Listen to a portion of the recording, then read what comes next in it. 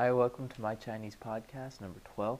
And there's going to be two things I'm going to talk about in this podcast or this video if you're watching on YouTube.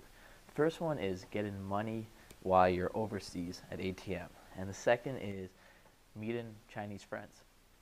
So, first off, ATMs. Right now I'm at a hostel in Ireland and I had a debate with an Australian and an American about ATM fees.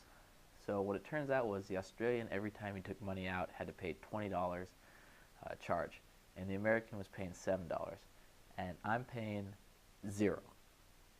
So for me to withdraw money is absolutely free. Now, how was I able to do this?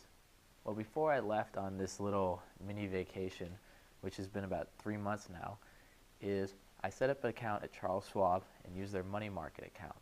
Now, I'm sure many other investments, such as Fidelity or those, probably has the same thing. And what I did is I linked that account to my bank. And it was pretty easy. It took a couple days. You had to do some transfers back and forth to make sure it was my account. But any transfer from that bank to the money market account is free. And then as long as the ATM has the Visa logo on it, when I withdraw money anywhere in the world, that's also free. The money market card, because the money market card is a debit card and it has free ATM withdrawals anywhere in the world. That's the secret, is the money market card. So whenever I need money, I just transfer it from my bank account to my Charles Schwab account, use that card then to withdraw money at ATM.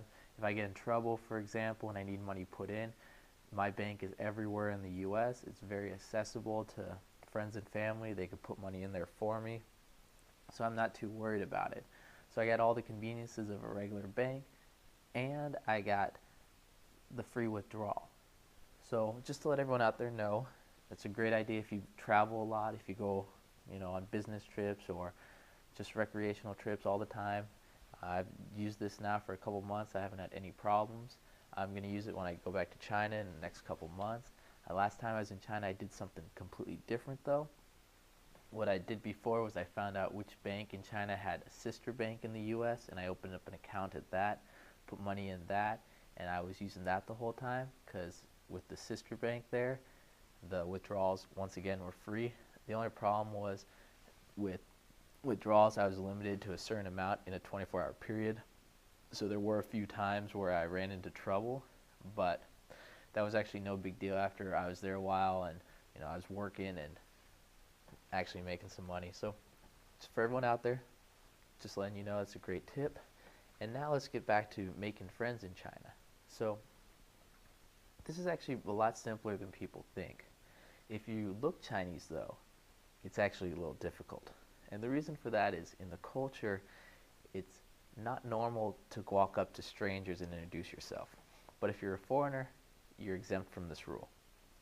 Most people know or believe that in other countries in the West, they're a lot more open to strangers. And also, a lot of Chinese people have grown up their whole lives now watching Friends and other American television shows.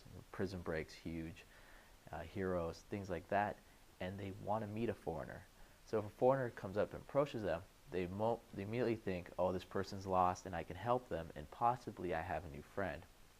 So in many of these instances, they want you to approach them.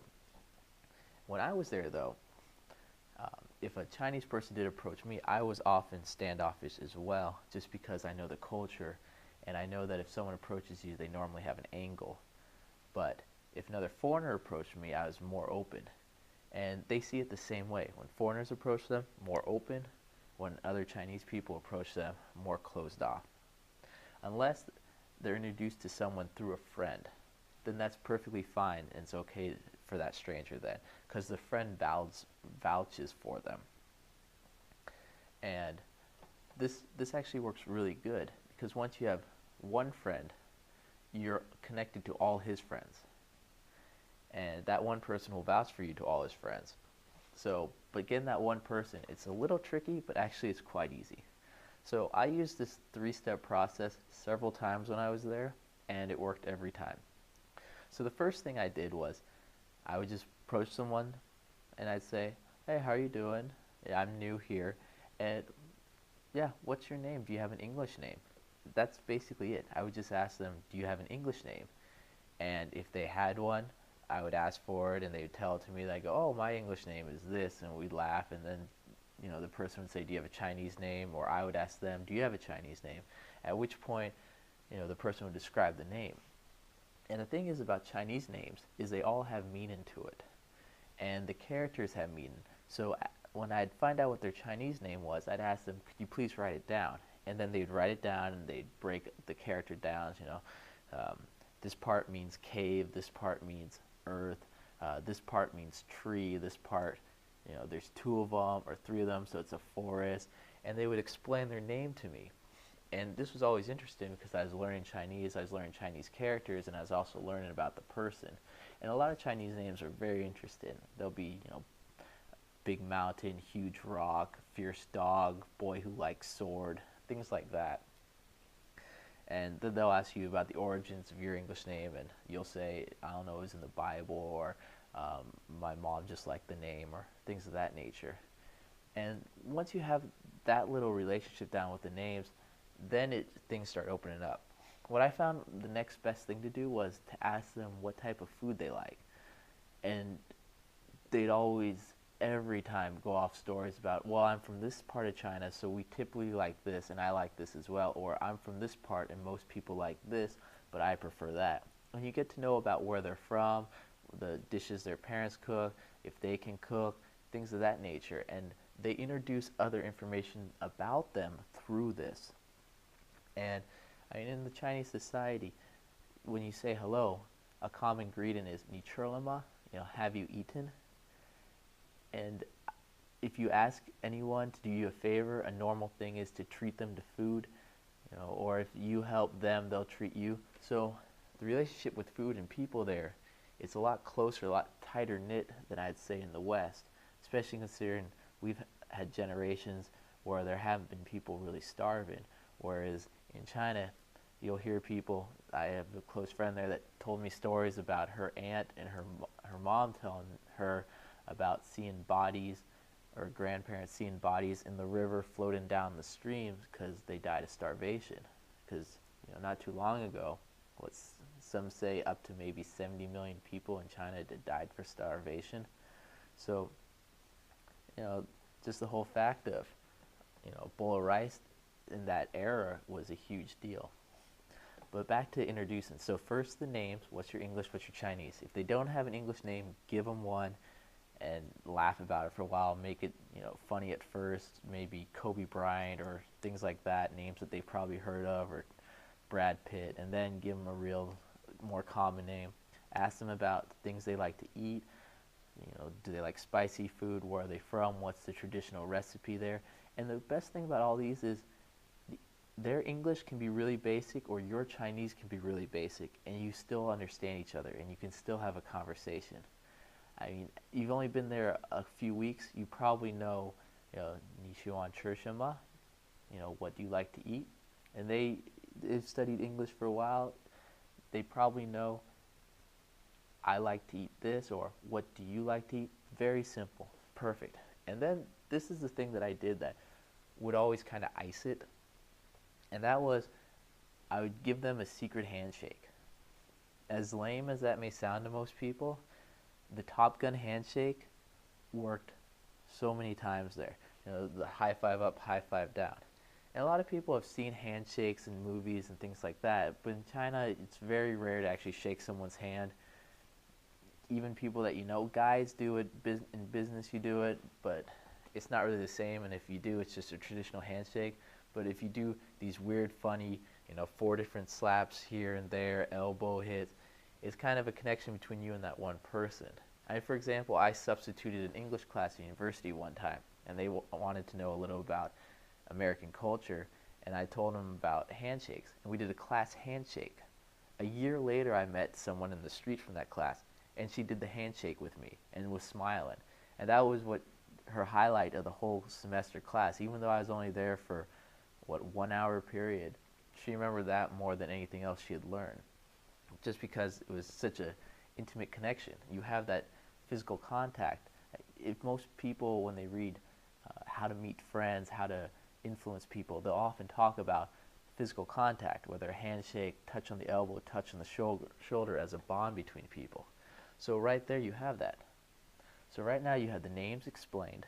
You know about what they like to eat, and you have a little bit of a physical contact, a secret handshake. Basically, you have enough now to exchange phone numbers, exchange business cards, ask the person, oh, you like this dish, where's there a restaurant nearby that we can meet to eat sometime? You can treat them. More often than not, because you're the foreigner, they'll treat you. That's the most common. In fact, you'll probably have to meet the person 3-4 times before they'll even consider letting you treat, even if you fight back and forth. There's a lot of information about this on an ebook that if you go to mychinesebusiness.com, you can download that ebook for free. It talks about the hierarchy of who pays at meals. There's a lot of great information in the ebook that talks about buying food on the street versus market, pros and cons, common scams versus foreign, a lot of good stuff. So I recommend going to the website and downloading that. So, but back to this. Now you've had connections with a person, and the best part is that person will probably introduce you to all their friends, because they'll actually kind of want you to introduce them to other foreigners. That's the one thing I really realized when I was there. If you're a guy and you meet a Chinese girl, odds are she'll ask you to introduce her or at least a lot of her friends to other foreigners. Either they want a language partner, a boyfriend, or they're just curious. And a lot of people there are curious because they've seen so many television shows growing up, but they never actually met someone from all these countries where the television shows are from, and they want to ask them questions. And for guys there, they also want a language partner, someone to practice with, but they also find a lot of foreign girls very pretty, blonde hair, blue eyes. It's kind of a status thing there. If you have a foreign girlfriend, you're considered pretty important, kind of a rock star, I'd want to say. While I was there, I met a few Chinese businessmen that had Russian girlfriends, blonde hair, blue eye, and these people, every place they went, everyone stared, everyone, it's a status symbol. It's pretty much the highest status symbol you can get, more or less, is to walk down the street if you're a Chinese man with a young blonde-haired, blue-eyed girl. So there you go. So we talked about ATM fees, how to travel the world without any fees. We talked about how to meet Chinese people on the street or anywhere in a restaurant, bar. 3 quick little tips, and you can instantly, have guanxi with the person and get to know them better. So hope everyone enjoyed this, and visit the website, mychinesebusiness.com. Download the ebook. You'll get a lot of great information from it, and enjoy. I'll talk to you later. My name's Sean, or Chinese name Sha Wan, and take care. Bye.